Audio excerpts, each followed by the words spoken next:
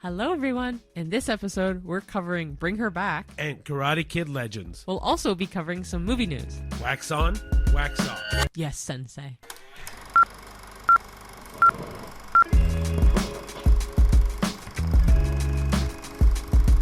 Hey everybody! Hello. And welcome to a new episode of the A-List Admission. Sorry if my voice just fucking went off the camera. It didn't, really. I don't know, I felt I like don't it think trailed so. off. But anyway, guys, welcome. Happy Friday for us. Happy Tuesday for you guys. Yeah. Sorry, I'm a little tired. It's okay. It's been a long day. We're recording this Friday night after we watched Karate Kid Legends. Yeah. I wasn't tired from that. Just been a long day. Fair, but I'm just saying, like, normally we record this Saturday morning. We decided today to squish it in on a Friday night. Yeah, just because we were able to see the movie a little earlier today, which is nice. Yeah. So. But yeah, I'm not as sick anymore compared to last week. Yeah. Yeah, last week was pretty rough. But I will say I still have a cough a little bit. You can kind of hear it in my voice now that I can hear my voice.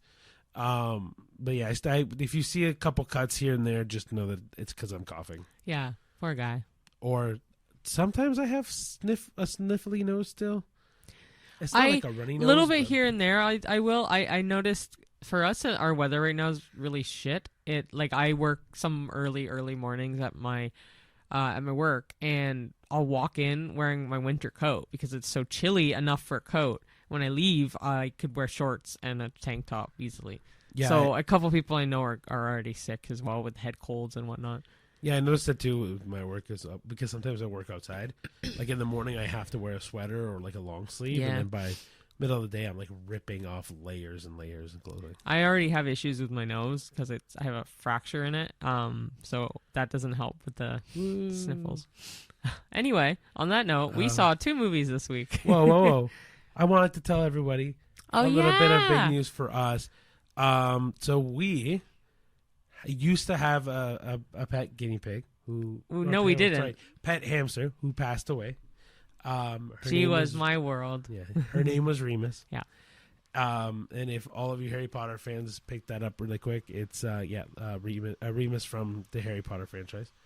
And so Cheyenne about a month ago was like, I kind of want another pet, but I don't want another hamster. Yeah. And so we were kind of looking up different pet options, and the first one we thought of was guinea pig, which is why he's fucked up and spoiled that. But yeah, well, I mean, but first, so just cut quick to the chase. We got 2 guinea pigs. Yeah, because originally we were like, oh, we'll get a guinea pig, and then we realized, oh, you can't have one. You have to have at least 2 or more, because in the wild, as their species, they rely on having their group with them.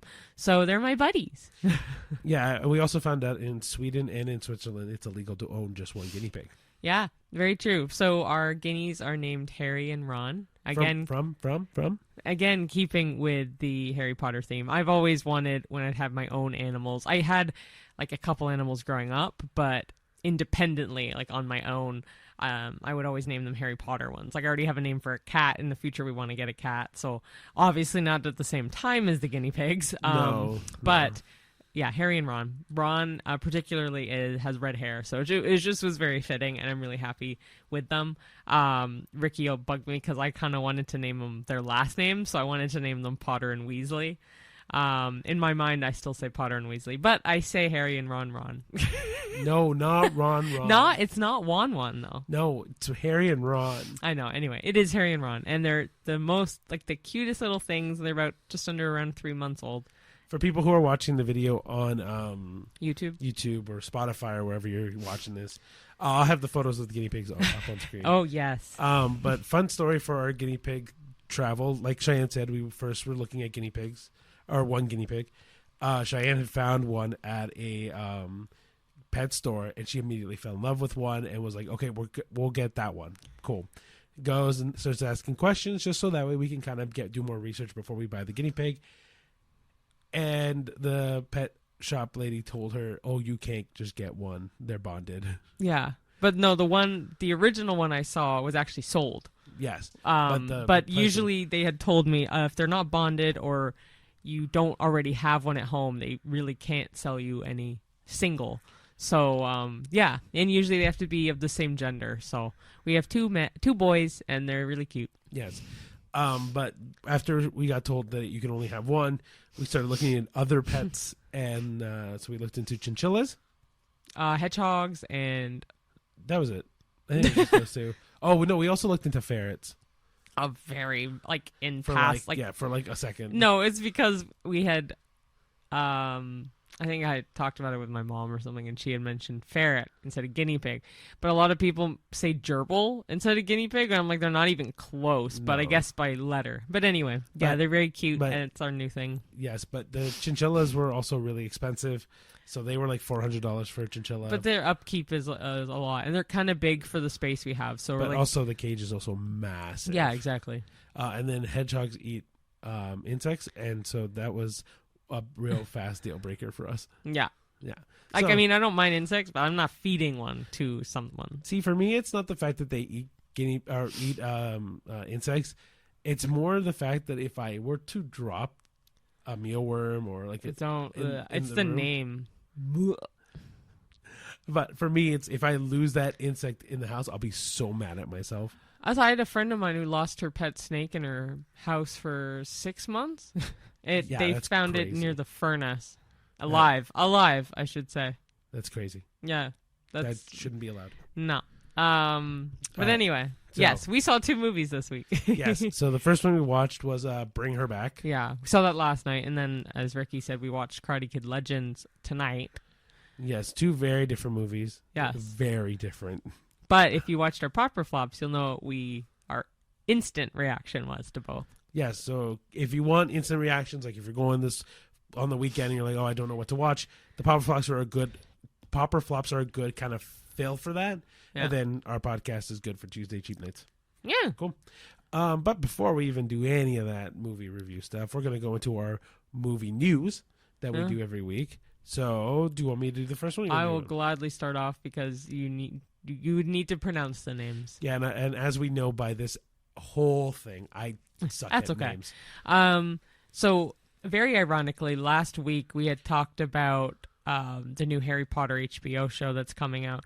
I had said to Ricky, I'm like, oh, we need to mention this show. I know it's really popular and it's like been in the news for a while, but we should really talk about it. Very, very, very ironically, they've just casted the main 3 kids for the Harry Potter show, as in Harry Potter, Hermione, and Ron. Yes. So they have hired Dominic McLaughlin, Arabella Stanton, and Alistair Stout as the respective 3 kids. They are all newcomers, from what I know. And I looked them up on IMDb. I know Dominic has another thing on there, but it hasn't come out. It's supposed to come out this year, I think. And then Arabella and Alistair have no other acting credits. Yeah, that's going to be very interesting. I know they have like J.K. Rowling's seal of approval as well, which is kind of cool. I don't know how much that it doesn't really mean much, but I mean, we'll see. But yeah, I'm very excited for that they've at least casted 3. At face value, I really don't know how they're going to be. I can't say anything though, because Daniel, Emma, and Rupert were all newcomers pretty well when they started. Well, I think, yeah. Like they obviously had some minor roles here and there, but like nothing like to that level. No, and I mean, look how good the movie series turned out. So I can only hope for the best for the TV show. Mm-hmm. Second movie news is actually Cheyenne found one of these, and then I noticed it while we were looking through for more movie news. Is one they have announced, but we've just discovered that there's going to be a Scream 7 that comes out next year. And then also that there's going to be another Meet the Parents, and Ariana Grande is starring in that. So Meet the Parents 4. I don't know if that's going to be the official name, but yeah. Yeah, which I didn't even know they were doing Meet the Parents. I'm pretty sure I've heard news about a Scream 7, but again, it's been so long since I heard anything. Well, they also announced Scott Conn and Elizabeth Debicki are going to be in that new Once Upon a Time in Hollywood sequel. Oh, cool. They've announced that, and I didn't know it was going to Netflix. I didn't know it was going to Netflix either. But speaking of Netflix, brings us to our third movie news. Which I want to mention this one because I had talked about it with you. But I had just actually recently saw the trailer for this. There is a trailer out for this. I haven't seen the trailer. He hasn't seen it. I saw it. I want to say yesterday. I'm really excited for it because the cast is phenomenal. So it's called The Thursday Murder Club. And just to give you a quick thing, it's directed by Chris Columbus. Ironically, this is like the 6 Degrees of Kevin Bacon. Harry Potter, Harry Potter, Harry Potter. Yeah, he directed the first 3 Harry Potters. Which is why I said it like that. Yes, he also directed Home Alone. Did he direct the third one? Oh, no, he directed the first 2, sorry. I was going to say the third one is someone else. He directed the first 2 and Home Alone as well, and he's done a bunch of other famous stuff. But yeah, anyway, members of the cast alone that I just have really quick include Helen Mirren, Ben Kingsley, Pierce Brosnan, Naomi Ackie, Tom Ellis, David Tennant, and Richard E. Grant. There is quite a few more. Those are like the main headliners, though. I mean, just Pierce Brosnan, Helen Mirren, Ben Kingsley, and Richard E. Grant alone is enough. I love David Tennant from the Doctor Who franchise. But man, this cast is massive and really, really sounds good. From the trailer, I actually thought it was a TV show. I didn't know it was a movie. I hoped it was a movie, but I also kind of hoped it was a TV show. It's giving very murder mystery Clue-esque vibes. Ooh, I love that. So yeah, it should be pretty good. I'm very, very excited. I'm not a huge Helen Mirren fan, but man, she was great. Like any women that is in a film over the age of 50, apparently. Dude, Helen Mirren's great. I liked her in The Queen. Helen Mirren's good in a lot of movies. Even in Red, she's really good. Oh yeah, she's good in Red. That's fine. I love like Julie Andrews, someone like that. I like them. I don't know. Helen Mirren's just kind of. I like her more than Meryl Streep. I do like her more than Meryl Streep. And Meryl Streep is you're snubbing Meryl Streep as if she hasn't given award-winning performances. One person snubbing her against the like 15 Oscar nominations. I think that's fine. Anyway, no, it's not. Anyway. Last one is about Lilo and Stitch. Mm-hmm. The new one. Yeah, the 2025 one. The remake has grossed 421 million worldwide, meaning it has passed the original film's entire box office gross, which was 273.1 million, in less than 2 weeks. And that's not the only milestone the film has received. Lilo and Stitch has also already broken numerous box office records in its limited time in the theaters. This includes the biggest 4-day Memorial Day weekend box office ever with 182.6 million, and this surpasses Top Gun Maverick, which had 160.5 million. So, thank you to Cheyenne for pulling up this whole blurb, but she got it from Newsweek. I don't want to take credit for it or give ChatGPT the credit for it. But yeah, it's really cool considering, I mean, the fact that it's grossed more than its original run, the animated one. Yeah. Also, Lilo and Stitch has had the third highest worldwide box office opening for any Disney live-action remake with 342 million, finishing behind The Lion King, which had 433 million, and Beauty and the Beast, which had 357 million. Which, by the way, I still think out of all three of them, Beauty and the Beast was the best one. Yeah, I don't know why that's so low. Lion King was trash. It was not live action. It's CGI. I think in a live action setting. That's the point, right? It's still I know, bullshit. But I think it's because you had a huge notable cast, right? You had Childish Gambino or Donald Glover, sorry. No, I know. And Beyonce. Great cast. I mean, Beauty and the Beast did too. Obviously not as notable, but it still had Dan Stevens, had Emma Watson. But I think that's why. I think it's Lion King had more success solely because it had more notable names. I mean, the Beehive loves Queen Bee very much. Huh? Beyonce. Oh, loves the Hive. The Beehive is her fan group. I don't know. How the hell would I know that? I'm telling you. Congrats. Anyway, the point is that Lilo and Stitch did really well for its box office opening weekend, and also considering that it beat Top Gun Maverick, which was also a phenomenal movie when it came out. Oh yeah. I'm actually pretty shocked about that one in particular. Another 6 Degrees. Did you hear that maybe Miles Teller might be taking over Mission Impossible? I've also heard. There's another person too, but yeah, no, I know Glenn Powell. Well, yes, Glenn Powell. But he's also said he's not going to do that one. He doesn't want to. Miles Teller would rock it. He would rock it. I love him. I know Glenn Powell said that it's a death sentence. But it's not that it's going to kill him, but it's basically the fact that he'd be taking so much risk and it would scare his parents, and he doesn't want to put that pressure on his parents. Aww. He's such a sweetheart. But Miles Teller would do a phenomenal job as the new Tom Cruise. Yeah, I think so too. Cool. All right, that kind of sums up the movie news. So we'll now get into the mini movie reviews because it was just 2 movies. Like we said, the first one was Bring Her Back. Second was Karate Kid Legends. Yep. First one, I will give a quick synopsis and cast. Bring Her Back is a 2025 Australian supernatural horror film directed by Danny and Michael Philippou, known for their previous work on Talk to Me, which we have not seen. Wow, she took the words right out of my mouth. I really wasn't saying it. Mind you, I do really want to see it. I do too. We just didn't get around to it. I have heard it's pretty good though. Anyway, the film stars Sally Hawkins as Laura, and if you don't know who Sally Hawkins is, most famously in both Paddington up until the last movie and The Shape of Water as well, which she was great in. But yeah, she plays Laura, who is a grieving foster mother. Billy Barrett as Andy, who's a teenage boy, and Sora Wong as Piper, his visually impaired stepsister. After the siblings are placed in Laura's care, they uncover disturbing rituals and secrets within her secluded home. The film delves into themes of grief, loss, and the supernatural, building psychological tension through atmospheric storytelling and strong performances. It's currently in theaters. It is produced and made by A24. A24. So due to a distribution deal between A24 and Warner Brothers Discovery, the film is expected to stream on HBO Max, which is going to be rebranded. It's currently as Max, around late September or October of this year, 2025. But that's another thing too. If you look up the memes for the different logos for the HBO name changes, it's really funny.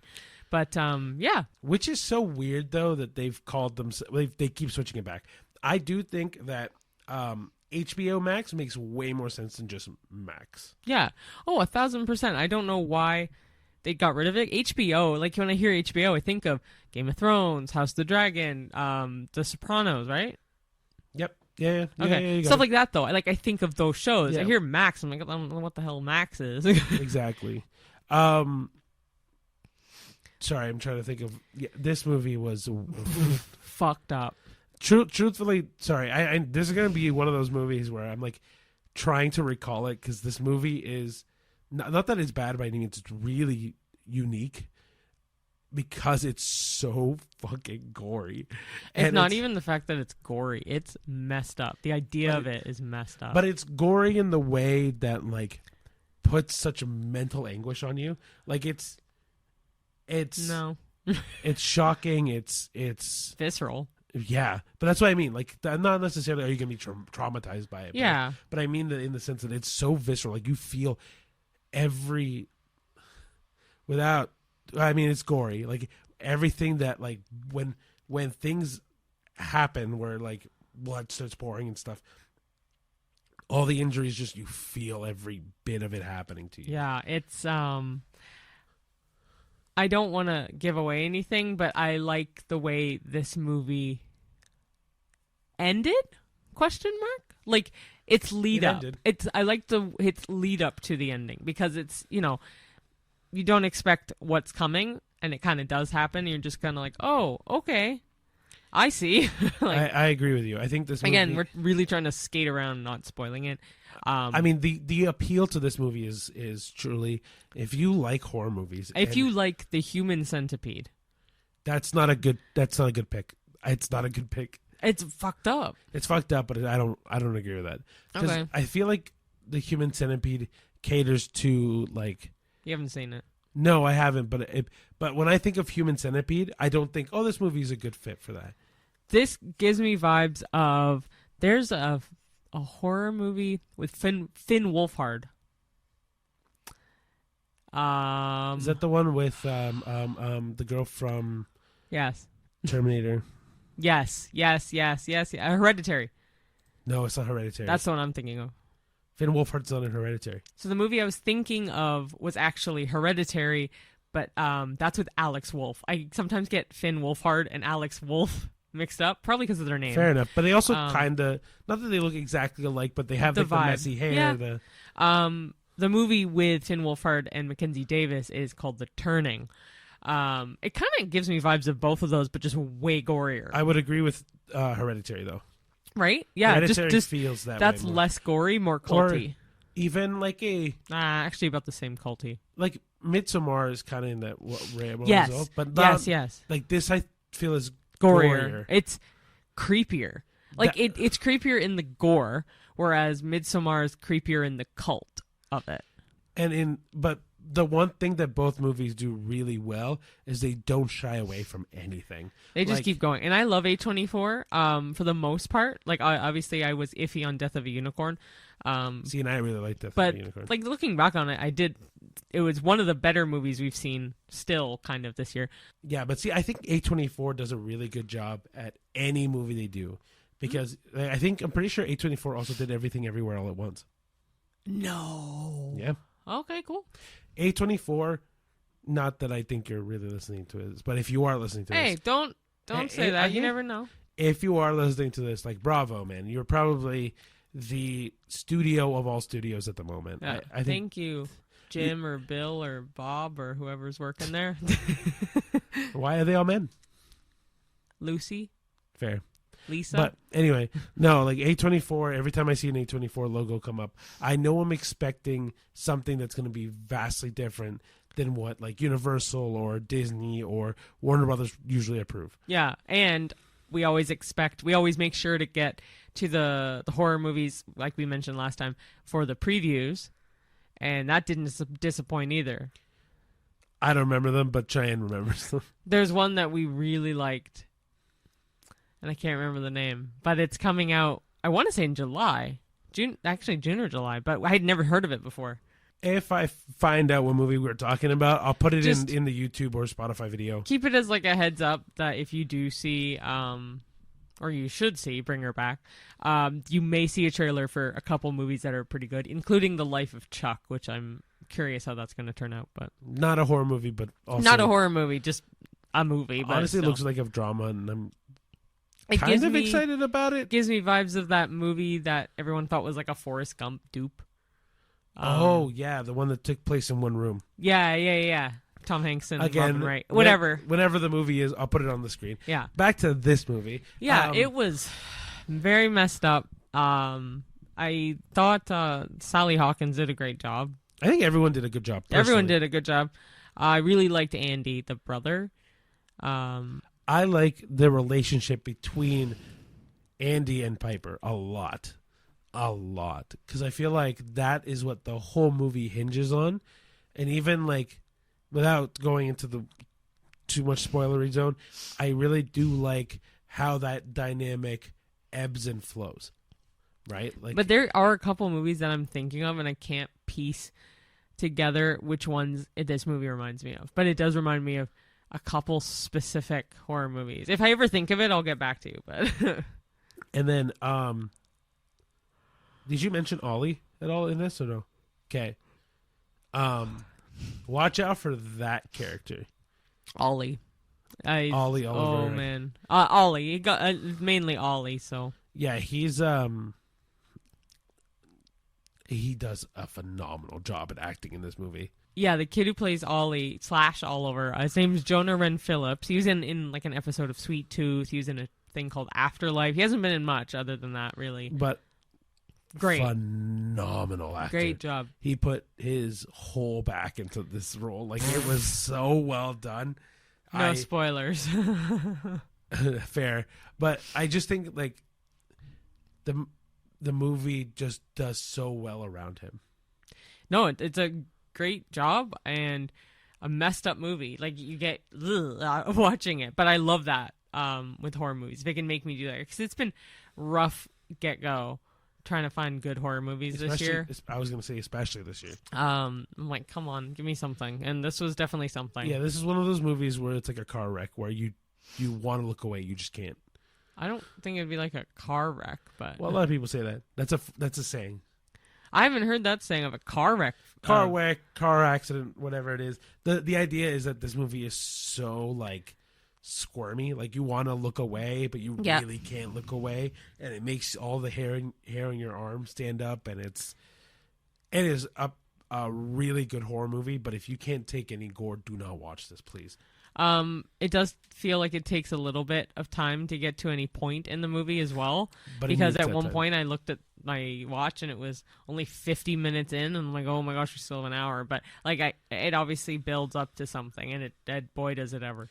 Because once it starts, it truly just is unrelenting, and it just keeps on going. Yeah. But it is. If you're looking for a horror movie, man, this is the horror movie you should go to. So what is your rating? My rating, I'm gonna give it a 7. So I was debating on 6.5 or 7. I'm gonna give it a 7 as well, though. Yeah, I'm gonna give it a 7. I enjoyed it. I really enjoyed it.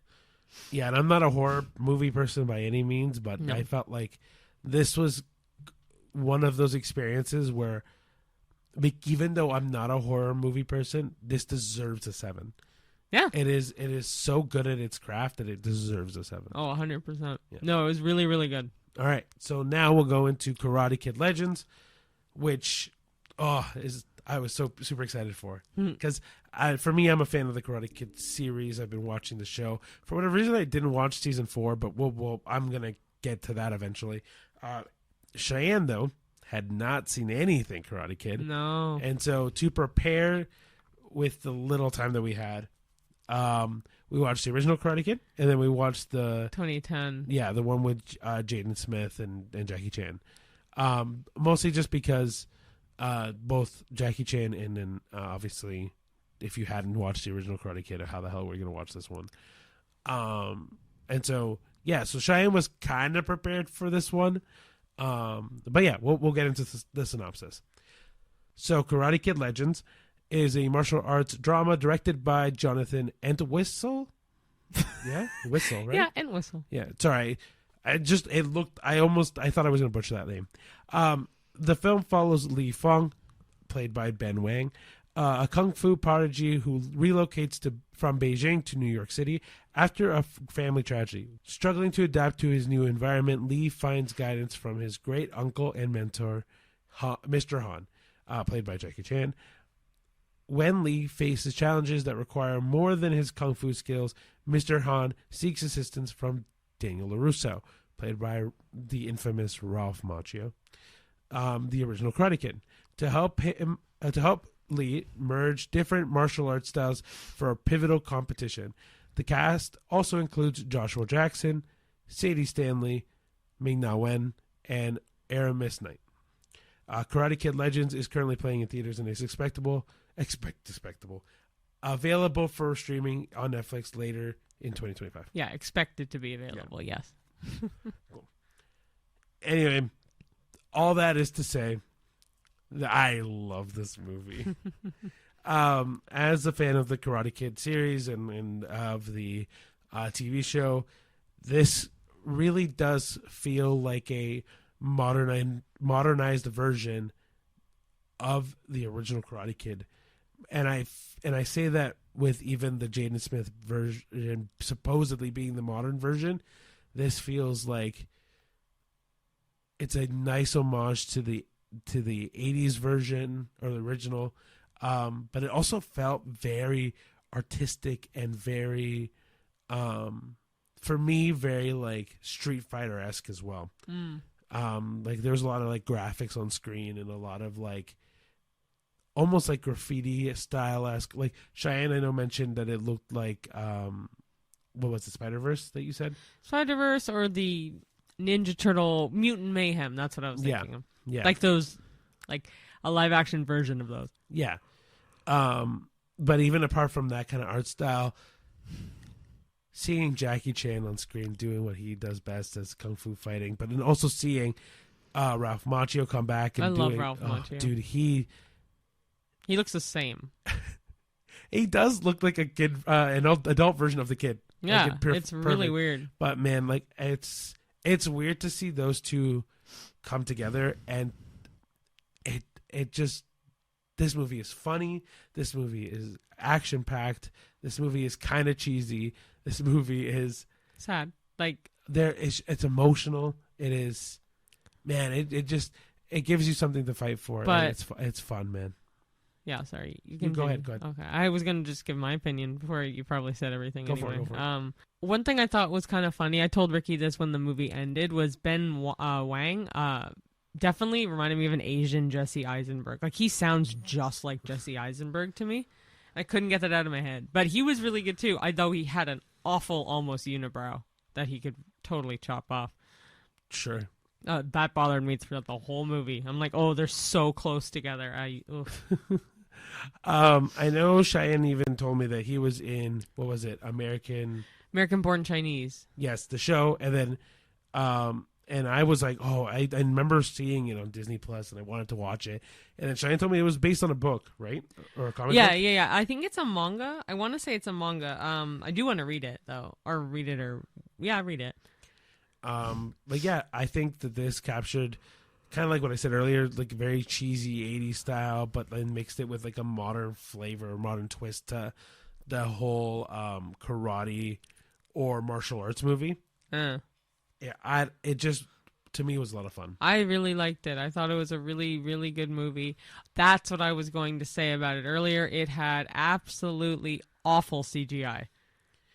There's one scene in particular one scene had that really is bad. absolutely horrifically bad for CGI. That was kind of not near the beginning, but kind of near the beginning, and I was very worried that was going to be the trajectory. You could say I don't think it's not a major spoiler. They're just riding on a moped, but it's really bad.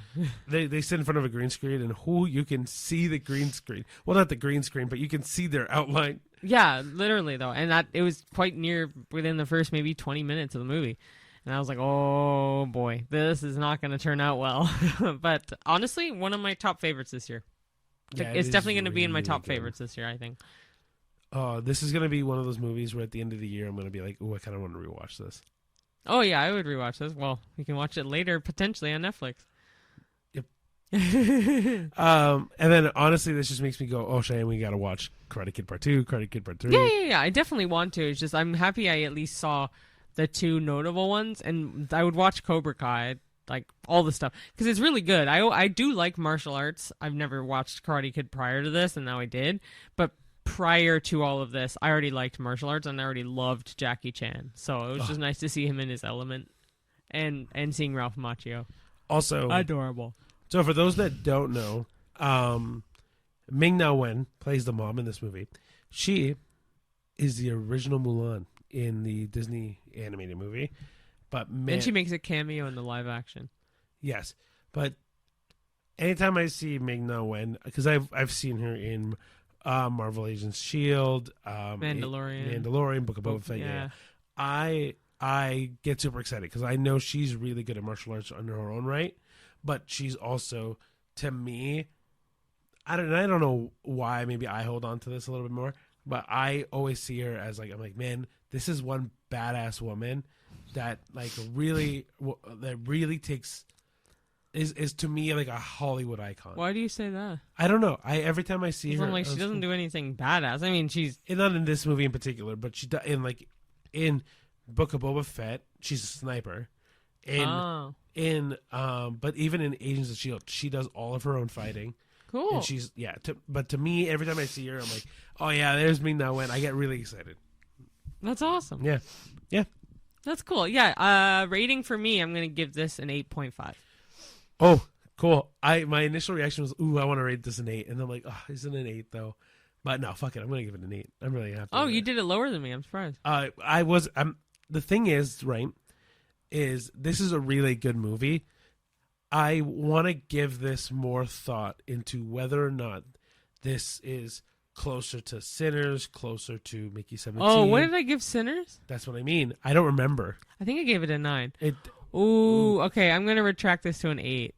I'm going to give this an 8. Okay, so it's a solid 8. I have to think, like, we're obviously, when we talk about our movies in May, Sinners is on that list.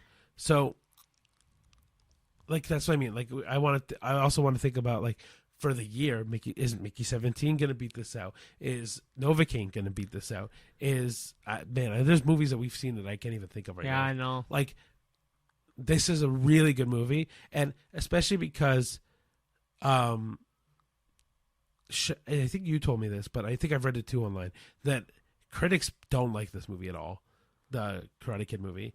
And so the fact that it beats that expectation out for me is brilliant.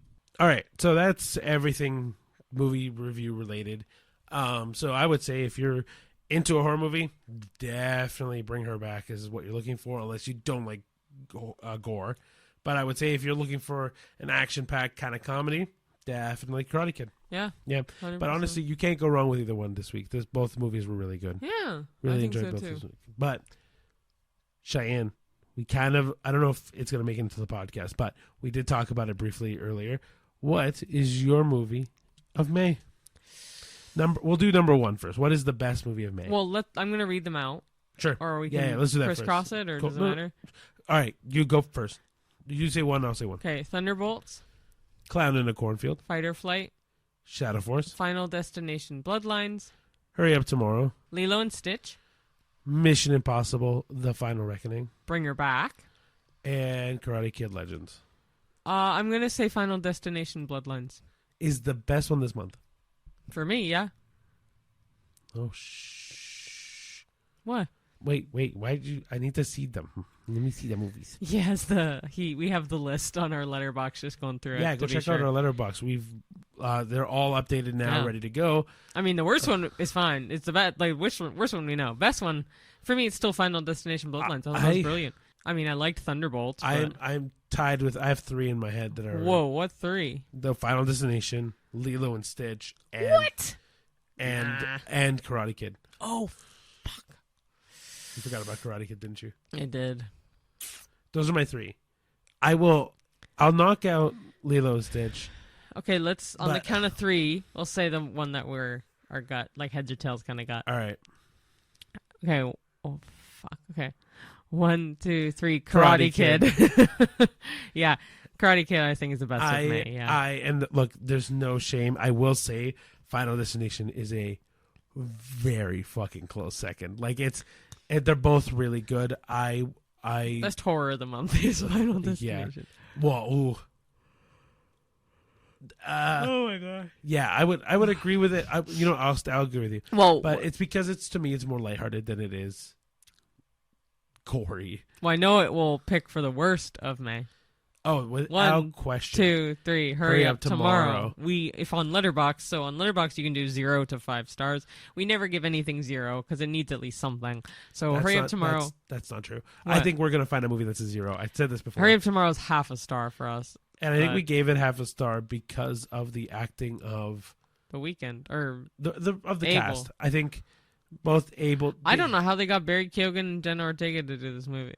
But Barry Keoghan and Jenna did a decent job. Oh, they did their job. I agree with you now that I think about it that it's not their best job, but I do think they did a good job. I low-key want to watch The Idol just to see how bad his acting was, because I heard it was awful, like horrendously awful in that it's show. Not even their acting that is bad in that movie that makes that movie bad. Yeah. It is just a bad movie, guys. Yeah. Like, it is not fun. It is not entertaining. It is none of that. It is just bad. Yep. And like, it hurts me to say that, but yeah, it's just bad. It's honestly up there for the worst of the year too. Wow. Like, I know we give the Alternates a lot of shit. That was maybe at least watchable. Mm-hmm. Like, this is starting to become the worst of the year. Yeah. But again, we'll revisit all of our bests of the year, worst of the year at the end of the year. Mm-hmm. So now we're going to go into our second part, which is kind of diving deep into Karate Kid Legends and some good talking points. Yeah, and more like questions about that. So we asked ChatGPT to give us some talking point questions for Karate Kid Legends, and it expanded it kind of into not just Karate Kid, but like other karate movies in the series, and also like other little odds and ends like that. And it categorized it as well. I will say, just as a heads up, because we probably will be talking about other Karate Kid movies, and I will start talking about the show. Spoiler alert for you for the show, but I'll try my best to not spoil the show for you. But yeah, so you've all been warned. If you've not seen them, I recommend definitely Karate Kid Part 2, and the show, and then obviously this movie, and the new Jada Smith one. Yeah. Cool. Okay, so the first category of 3 questions is all about the legacy and nostalgia of Karate Kid. Cool. So, I can read the first one. Go for it. So how well do you think the film blended the Karate Kid and the Kung Fu Kid universes with Jackie Chan and Ralph Macchio teaming up? I think they did. Honestly, I think they did a pretty damn good job. Because I think Kung Fu... Well, because and Cheyenne actually pointed this out when we were watching the Karate Kid with Jaden Smith, is that they still named it the Karate Kid, and Cheyenne was like, why the hell did they name it Karate Kid? Yeah, it's Kung Fu. They even say in the movie, like, he corrects his mom and says, this is Kung Fu. Yeah. Not karate. Yeah. And they even, in this question, even say blending the Karate Kid universe and the Kung Fu Kid universe. Yeah. Like, I know. Is it because of Kung Fu Panda? Maybe. But to put a nice bow on this question, honestly, I do feel like after having rewatched the Kung Fu Kid and the original Karate Kid, man, it does feel like it marries both universes pretty well. Mm-hmm.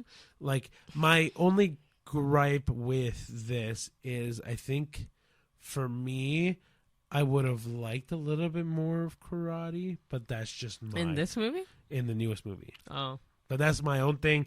That's not saying that what is in there is not good. I'm just saying that was my own personal preference. Yeah, nothing wrong with that. Cool. All right, so the next question is, did Li Fong, Ben Wang, feel like a natural successor to the Karate Kid legacy? Yeah, I gave the same vibes as all the other kids.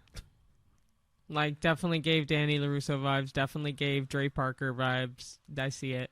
I think he's more of a successor than Dre Parker. Yeah. I think, don't get me wrong, I think Dre's phenomenal and he does a great job in the movies, but I truly do think Li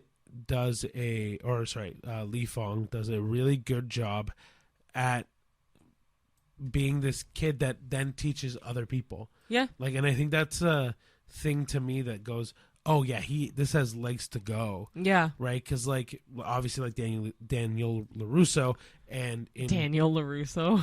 Daniel. Danny. His full name is Daniel. They don't call him that. His name is Daniel. Okay.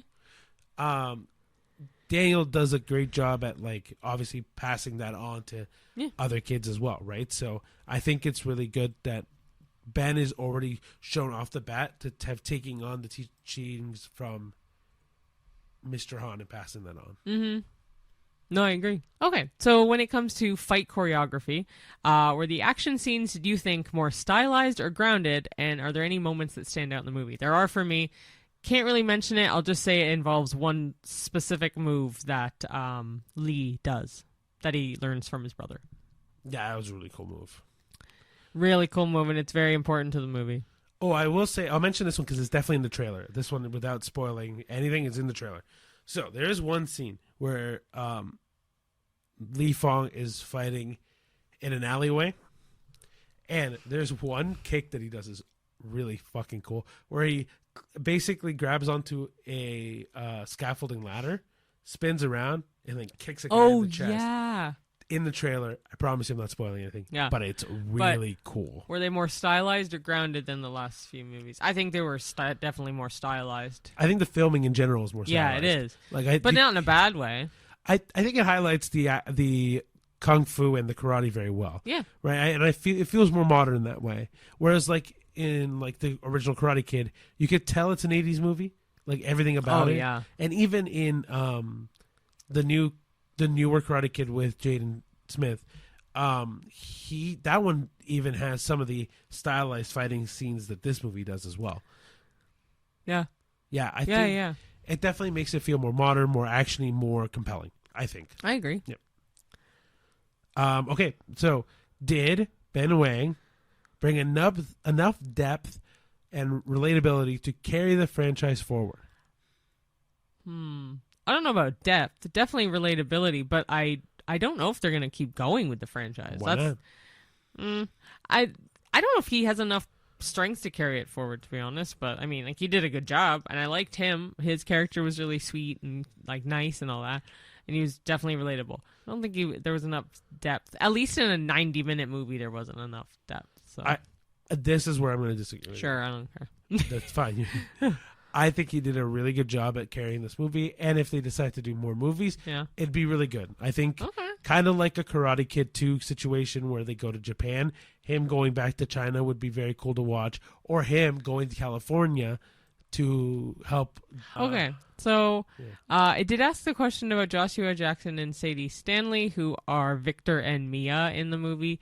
How do you think they fit in the story? Do you think they were essential to the story or maybe underused in the story? I definitely don't think they were underused. No, definitely just the right amount.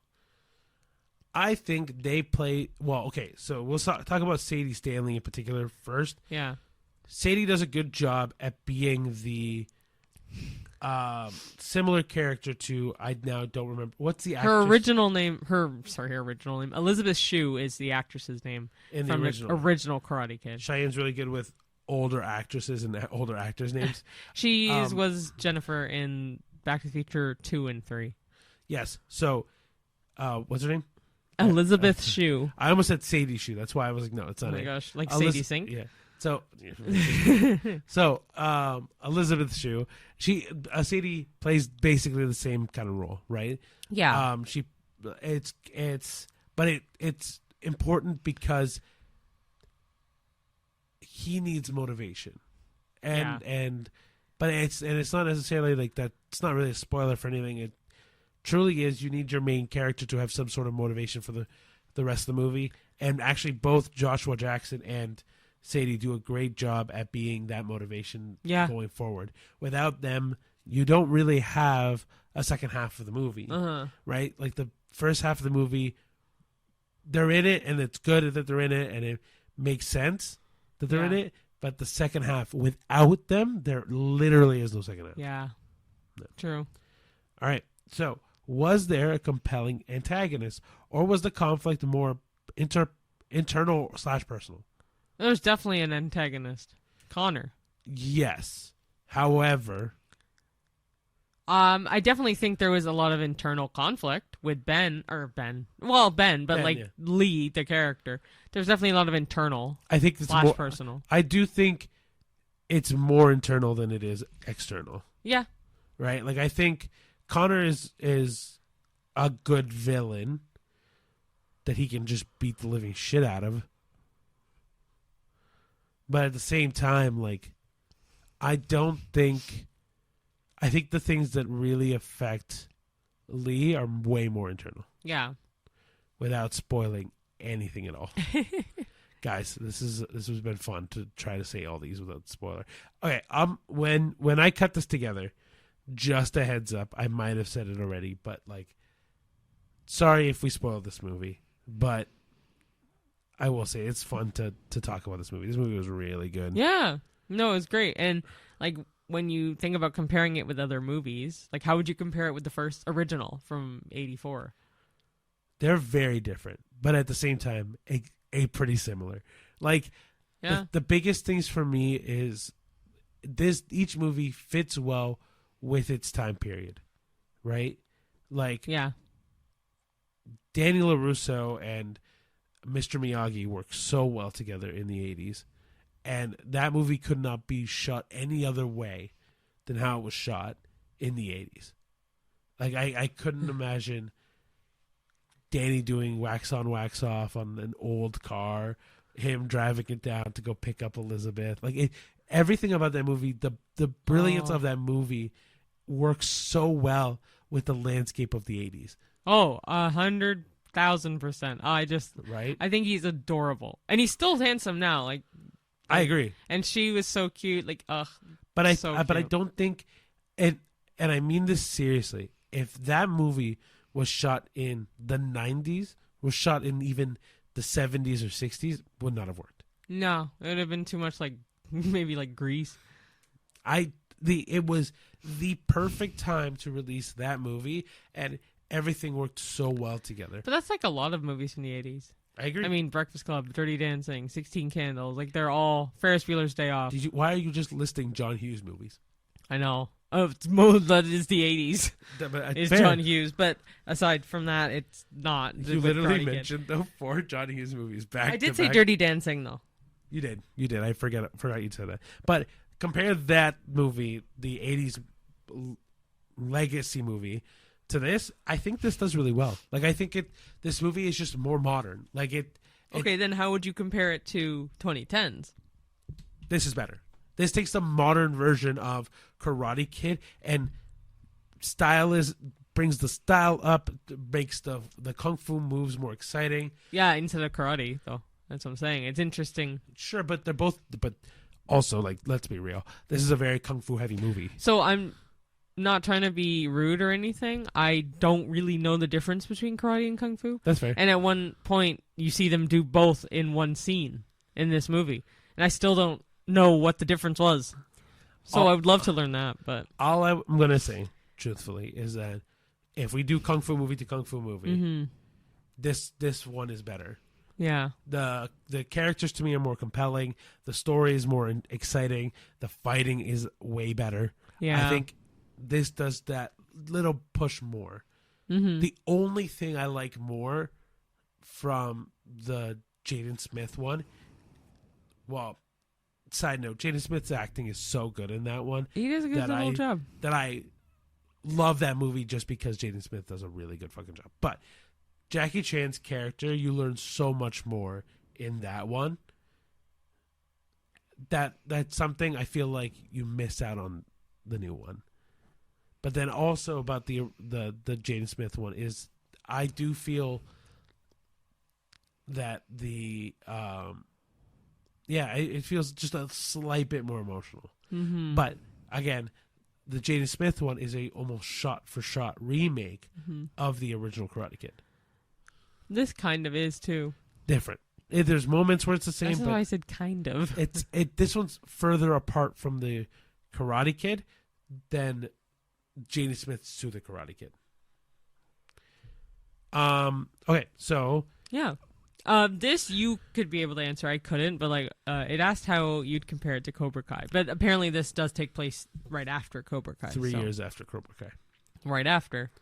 Well, 3 years is a little while, but so without going into the spoilery side for you and for our fans at home,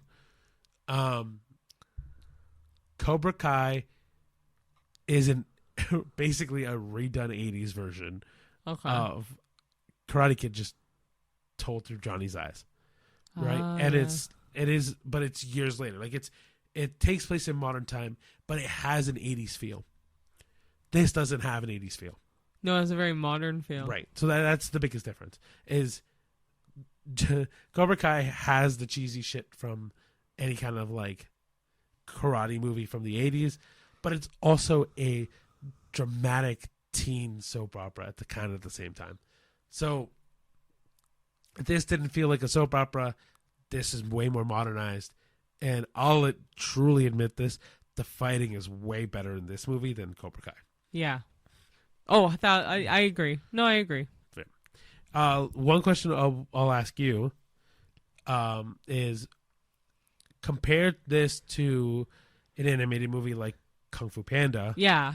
How would you think the fighting in this compares to an animated movie? Actually, the fighting in Kung Fu Panda is pretty good. Pretty good. Like comparatively, I'm like, actually, like I could see it. Yeah. In this movie too. Yeah. Obviously, it's a lot funnier and tailored more for kids, but there were a lot of kids in this theater. I could hear them. Yeah, Cheyenne has had so.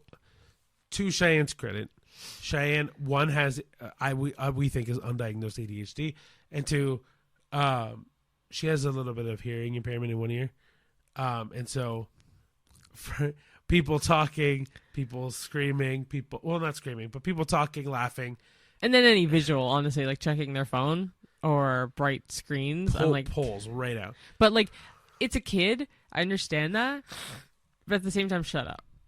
No, like no, I was trained. I was taught as a kid to be quiet in the movies, or like at least try your best not to fidget around and all that.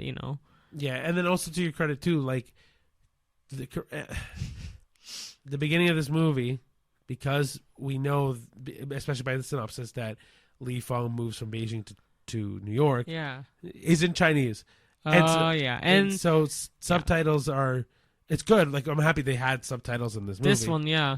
when we watched the Karate Kid with Jaden Smith, it didn't have any It subtitles. just says speaks Mandarin. I was Right. like, okay, well that doesn't help me. So I'm happy it had subtitles. Don't get me wrong, but it makes you have to really listen and focus. And Yeah. so Again, nothing to the kids, but the kids were annoying. But so from what I saw and heard and all that, definitely still gave the vibes. Was Jackie Chan a voice in Kung Fu Panda at all?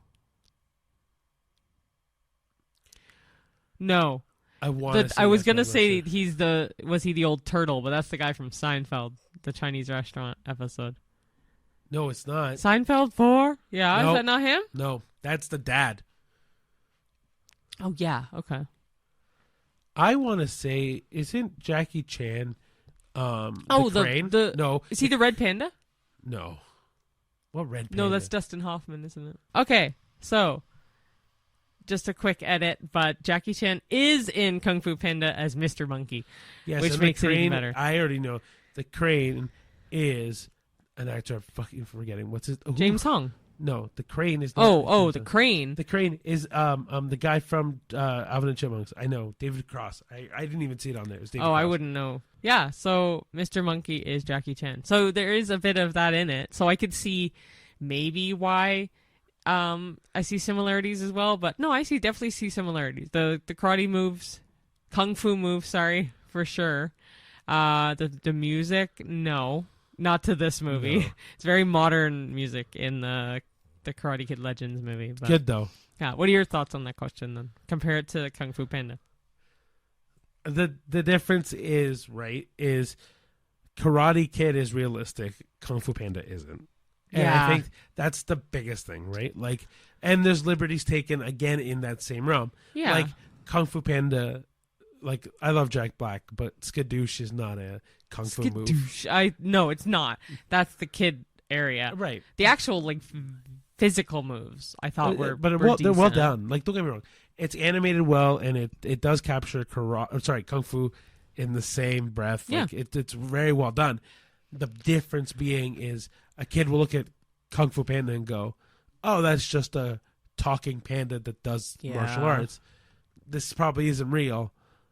Whereas you see a human being fighting other human beings using those moves, and we saw it when we left the theater. There were kids trying to fight each other in the hallway. And the mom's even like, "Kids, no fighting." I'm like, I'm like, you took them to the wrong movie. Yeah, they're literally doing the whole thing. So, and I mean, dude, I can't help it. I'm in the same breath. Like, on the way home, I'm holding the steering wheel and I'm moving my hands. Really? Oh yeah. I didn't even notice. That's so funny. But it's the same. It's one of those movies, and both kung fu movies do this, or martial arts movies. The John Wick movies do this, and to me, the Fantastic Beasts, the Fast and Furious movies do this, where you get this surge of energy after watching them. It's like a runner's high. It is, but it's like for example, Fast and Furious, you grip both wheels and you're like, I'm gonna go fast. And I want to fix cars, wreck them, put them back together. You know what I mean? All the stuff. Like you have this surge of energy when you finish a Fast and the Furious, especially the first couple ones where they're actually fucking racing. You're you're in the driver's seat. You're like, I'm gonna beat you in the next quarter mile. I wanted to fucking be Michelle Rodriguez so bad. Oh yeah, she's bad. But then even in the John Wick movies where you see John Wick kick ass with a gun. You're kind of seeing him doing fight moves, and then you're like... You could say the same as, James Bond, any spy movie, really, but... But yeah, I there's other movies that do the same thing. I just can't think of other movies that do that right now. What? The whole... I know one for me was definitely Spy Kids. Oh, yeah. I wanted to be... Or Men in Black. I wanted to be a spy. And this is a side story, but when... Men in Black came out, or Men in Black 2, one of the two. Burger King had not a Happy Meal toy. I already know where you're going with this. They had the toys, and I was all in on wanting to get them all. Close, but no. Okay. Burger King had their kids meal. I don't know, King meal maybe. Sure. And it came with a spy Men in Black ID card with a blank spot for your photo. So I got my parents to take a photo of me. I went to Fashion Max when that was a store. It's no longer a store at all. Got a black puffy vest, black shirt, and black sunglasses, and I stern face. Got them to take a photo of me and put it on there. So I had a spy ID card, and I had a little spy camera. that I lost on Space Mountain. Damn. Yeah. Do you remember what the going back to Spy Kids? Sorry. Do you remember the little robotic? Yes, I wanted that bug. What was it called? I don't know. I wanted that bug. But I'm pretty sure Junie's pet. Yeah, but I'm pretty sure McDonald's had a Spy Kids. They had probably toys. all the toys that I wanted. I think I had him, but it wasn't like movable or anything. It was just that. But it's like, okay, so adventure movies do that more for me. So Indiana Jones did that for me. National Treasure did that for me. All these like adventure movies, I wanted to do what they're doing. Sahara did that. Like a bunch of movies did that for me. Action movie, or sorry, adventure movies. Man, for me it was always action movies or like movies that get you on the edge of your seat. Or even Harry Potter. Mission Impossible also did that to me too, though. Like I remember when we watched I want to say it was Mission Impossible 2. Well, sure. So Mission Impossible 2 was the one that got me into Mission Impossible movies. But Mission Impossible 2, where he's the first time you see the mask and he rips it off, and dude, I wanted that mask so bad. Yeah, no, that was a good movie. But dude, yeah, any movies like that, but definitely for kid me, Spy Kids was be all end all. Yeah, but guys, like, I implore you to let me know what movie does this for you, because join in on the conversation in the comments. Like, just sound off. But like, honestly, yeah, like for me especially, like Fast and the Furious movies are the ones that definitely do it for me, where I immediately feel like I can race anybody, anything, and beat you at the race. Like, yeah, I mean, it doesn't give me that. I just wanted to be a mechanic. No, I wanted to fucking race people. Yeah, I don't. Yeah, and definitely. For you, was it adventure movies or Spy Kids or? Yeah, as like growing up, yeah, definitely. Yeah. Or even Star Wars with like the pod racers. Oh, you went pod racing. I would have been like, oh yeah, I would love to fight people with a lightsaber. A lightsaber, yeah. But like, there's so many movies. So yeah, please let us know in the comments what you think about your choices. I'd love to hear them. And with that, I think it's a good way to sign off. So thank you all so much for watching. Please don't forget to like, comment, and subscribe on our YouTube channel, as well as rating us 5 stars on Spotify. And please remember that these are just our opinions.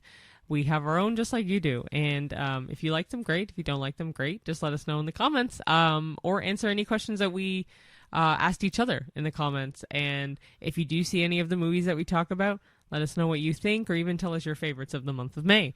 So yeah, you can follow us on YouTube, Spotify, Facebook, Threads, X, Instagram, TikTok, and Letterboxd. It's all at the A-List Admission, except for X and Letterboxd are at the A-List Pod. And again, we're on pretty much anywhere you can get podcasts, so as well as YouTube Music, Apple Music, Spotify, iHeartRadio, all the places that make good podcasts. Yep.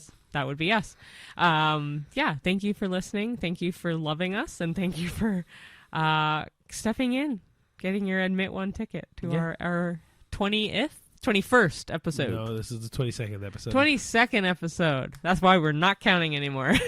I keep track. Other thing that Cheyenne kind of mentioned was, if you don't like the long form content, that's totally fine. Please follow us on Instagram for our reels, YouTube for our shorts, and TikTok for obviously our TikToks. Yeah, because we make Popper Flops as well, which is our like mini movie reviews, and I get a lot of friends that like watch that when they have the like, they're always like, oh, I usually just make sure I watch that so I know like what you thought it was a Popper Flop. So even getting into that, it's a good leeway into our longer form content. But yeah, the Popper Flops are great. The real shorts and TikToks are also a lot of fun to do. Mm-hmm. And we put a lot of time and energy. I try, sometimes I'm a little tired when I'm doing these, and I apologize. Hopefully it doesn't look like that. And I know, yeah, we try to give you good stuff, so we appreciate it. Yes, we do. Honestly, like, thank you to all of our fans that are watching it, are taking the time to watch it. And if you're new fans, like, thank you for joining us on this episode, or thank you for watching any of the reels that we do, or any posts that we do. Like, it does mean a lot to us. Please let your friends and family know that hey, if you want to know what a good movie is this week, or if you want to know how bad a movie was this week, we'll let them know our opinion of it. Please share us around to your friends, family, enemies, co-workers, Joe Blow down the street, you name it. Okay. Yeah. Love it. So thank you so much, everybody, and We'll see you at the movies. See you there. Bye. Bye.